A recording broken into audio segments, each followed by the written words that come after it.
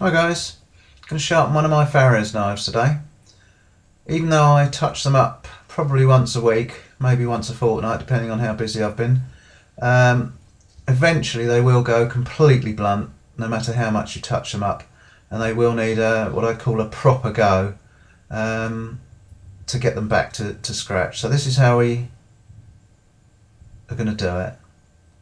I'm going to use a very fine cone bit in my Dremel. They're pretty cheap, you can get them on eBay. And what I'm going to do with this is run it along the blade at a fairly shallow angle, backwards and forwards. Probably see it better from this side. Backwards and forwards, quite a shallow angle, and ending up actually in that hook in there. That's why I use a small cone wheel, because it fits nicely in there and gives an edge. The back edge of these is actually flat, so you're only putting an edge on one side. So here we go. Gently backwards and forwards. You want to keep a very smooth, even action, because if you don't, you'll end up with notches and nibbles out of the blade, which are very difficult to get rid of. So we're putting, you can just about see there, what we're actually putting on there is quite a steep, or quite a long curve. And finish off in the hook,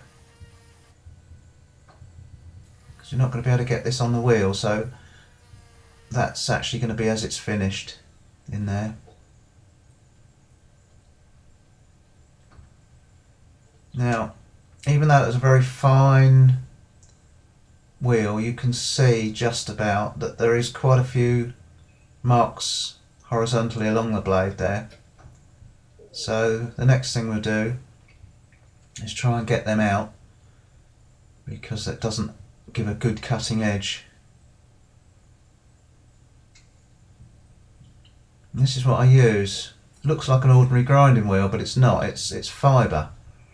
It's difficult to describe its texture. It's relatively soft. You can dig your nails into it, but it's quite stiff.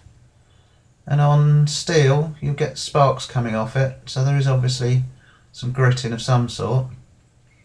We're going to use this half-used one, and I'll try and do it so you can see.